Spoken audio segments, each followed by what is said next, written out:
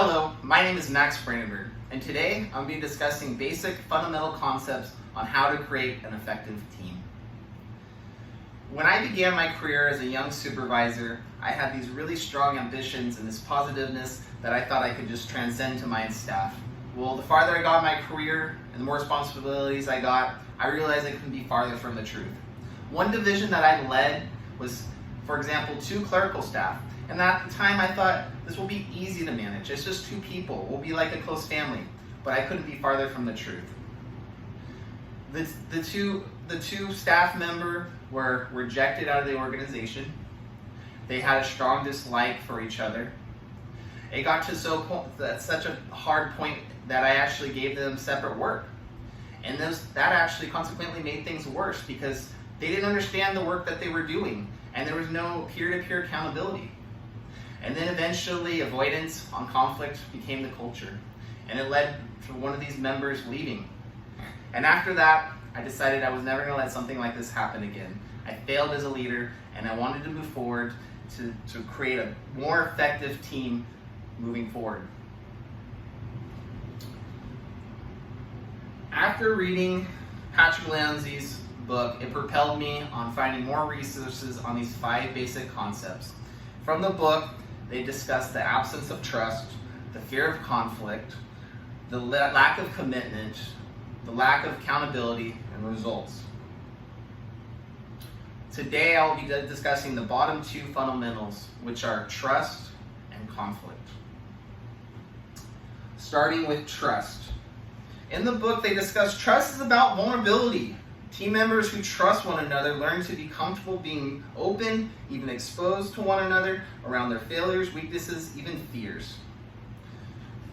It makes total sense. It made sense to me at the time. But how do you get there? How do we get there with 2 people, 3 people, a whole group? How do we get individuals to open up, be vulnerable so they can actually trust each other? Well, after taking a course, a leadership course, it gave me some basic points to focus on with staff. One of them is admitting mistakes, especially myself as a leader. If I expect my staff to be vulnerable, I have to show that it's okay to make mistakes and to learn from them, that we're not always right. The other one is to be honest and direct with our communication, no gossip. No one's ever going to respect someone that is talking badly about someone else behind their back. Treat others the way you want to be treated. The platinum rule. Absolutely, that makes sense. Show people that you're empathetic and that you understand how it feels to be in their shoes. Ask for assistance when needed. What better way to show someone you trust them if you don't ask for their advice and their guidance on something? Follow through. When you commit to telling someone you're going to do something, then do it. If I have someone come to me and say, hey, can you do this for me? And I do it, look how much care that shows. Show up to time ready to work. Just being there mentally shows that you care about the team and the commitments to making the organization and the team better. Look for ways to build cohesiveness within the group. So potlucks, great thing. So a lot of times people think, well, this person only talks to me because they need something. But when you're doing things outside the norm of the work environment, it gives people a sense that, hey, maybe this person actually is interested in me and they don't just need something. Find common cause once a year and support it as a group. So this is a great concept. I think it should be done more than once a year. Right now we're going through this virus, and actually it's built a lot of strong relationships for me at work because people are all going through the same things, and they go home and they're watching the same news, and having something in common can actually build that trust and say, oh, you're going through that. Oh yeah, I am too. This is a really, really positive one. This came from the book and the leadership class. It's admit one of the strengths you have and one of the weaknesses you have. So at the end of the day, not everyone's great at everything, but we're also not bad at everything. That's why we're in the role we are. So when you open up to the team and say, hey, you know what, guys, I'm really, really bad at this. I am not organized. I'm really sorry. But you know what? I'm really innovative and I can get us here. That can show, hey, oh, you know what? I'm really good at organized. I can help you be innovative and I can help with that process for you. So those are some basic fundamentals on how to build trust. And I found it very useful to actually go beyond that and tear the layer to actually identify what makes us think the way we do, what makes us work the way we do. And there's a lot of really good exercises, that personality test that people can do.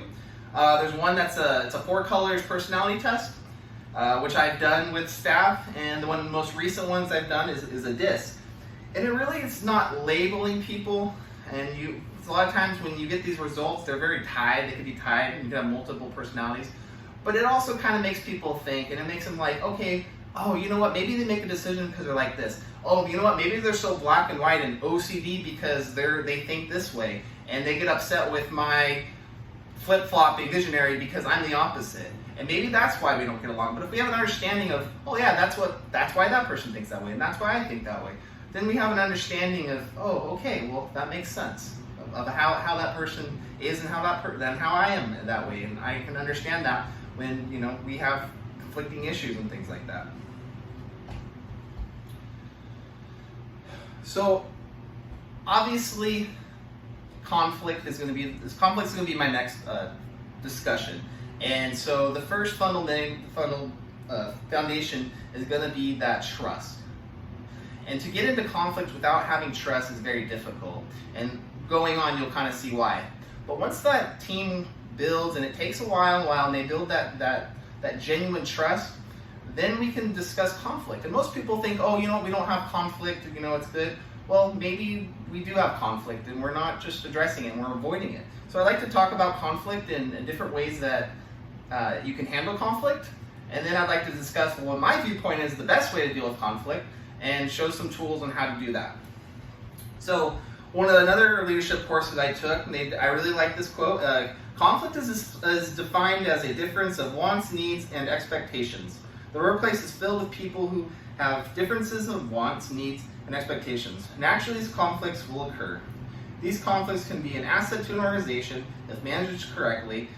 They may be opportunities for creativity, collaboration, and improvement. So what they're saying is there's opportunities to make an organization better.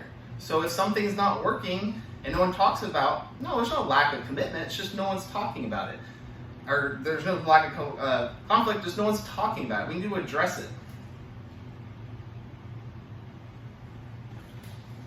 So real quickly, because of time strain, I wanted to talk about this example called Nut Island. Nut Island was by Boston. It was a real life event, and the Harvard Business Review did a great job summarizing it. So Nut Island was a wastewater treatment plant, and it had all these different layers of management. Well, there was a lot of conflicts on there. It actually led for the plant to dump out raw sewage in the Boston Peninsula and cause the plant to actually close down. And there was all these conflicts from the top, which they just ignored all the conflicts and all the issues from the bottom. All the workers that were keeping the plant together, working overtime, not calling it, they just avoided all the conflicts. They tried to just accommodate it. They tried to do all these different things, and it was very dysfunctional, where it led for the plant again to close down. Great article. I recommend you reading it. But pretty much the 5 concepts of conflict and dealing with them is, the first one is competing. So competing, there's one winner, one loser. So I have this perfect example of a boxing match.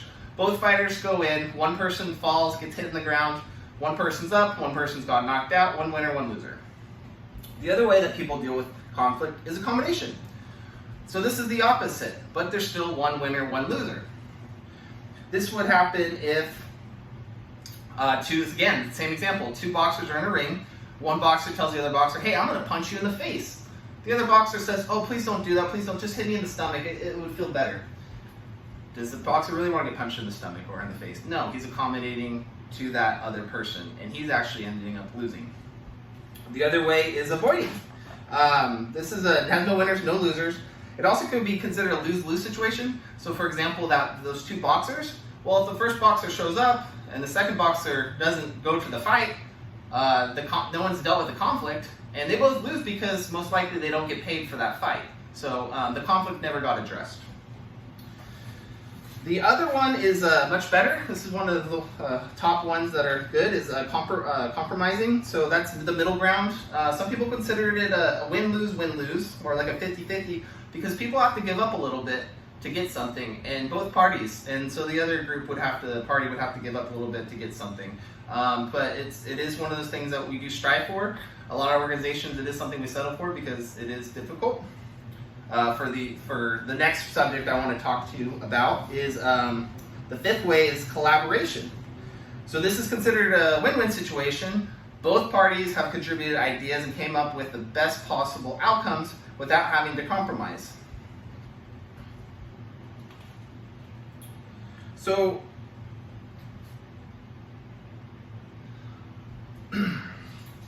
I want to lead on to the compromise. The collaboration. And the reason I want to discuss about collaboration is because it's a win-win situation, so it has the highest results possible. So why don't we try to do that every time? Well, I'm going to give you some reasons why, but I did want to discuss this relationship between collaboration and synergy. So there's this great book, and really quickly it talks about pole horsing. So there's these pole horses, and they can move 8,000 pounds. These Belgian horses. But when there's two of them, you would think, okay, well, 8,000 for one horse, 8,000, that's 16,000. But that's not the case. They're together, and these are two horses that don't even know each other, are together pulling. They're actually pulling 24,000 pounds in some examples. So that's the synergy part. So that's saying that, well, 1 + 1 doesn't equal 2. 1 + 1 can actually equal 3. So this idea is you're collaborating with this team, and you're actually coming out with way better results than you would individually, and you're coming out with better results than the other ways for dealing with conflict. So that's why I wanted to express and focus on the collaboration part. So how do we collaborate? Okay. Well, we've got to dedicate time. This is the hardest part of collaboration. It takes a lot of time, and it takes a lot of effort. And sometimes you may come out of a meeting, and you might have to have a second meeting on the same topic because it is very time-consuming. The other one is assigning a devil's advocate to play the pros and cons. So the problem is you've got to have a trusting atmosphere and a trusting place to do that, because people don't always like to be criticized on the pros, or maybe they have an idea and they don't want to hear the cons of it. Encouraging a variety of ideas and perspectives. So one of the hardcore definitions of collaboration is diversity. So you need a diverse group that will bring in new ideas that are different than the others in the surroundings. People can get really caught up in the like-mindedness of a group, and without those different ideas, you're not going to be able to get that synergy. Depersonalized feedback. So again, you need to have a really trusting team. You got to make sure that, hey, look, may disagree on you in something, but please don't take it personally because I care about you. You know that. You know, I went to your son's softball game last month.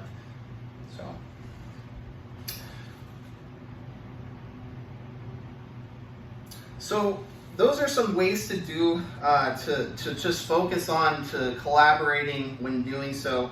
I do want to discuss some exercises and that I found very successful when collaborating. So a lot of times when you're trying to build that trust of the team, going in and say, okay, we have this topic at work about DSR reports, and we're going to go in there, and this is going to be the first time collaborating. Well, I found it that to pause and to take a moment and actually practice doing conflicting problems that is not work related has been really successful for me and is important. So there's some really good team bonding ones. One that I did that I'll touch on really quick was this example of there's an earthquake, okay? There's a bunch of people trapped, so you're trapped with your team, and you have to list the most important thing down to the least important. Like maybe the most important thing is turning off the gas because you smell gas, and maybe the least important part is finding batteries or something like that. So anyways, the individual of the team, they all have to do it individually, do the test,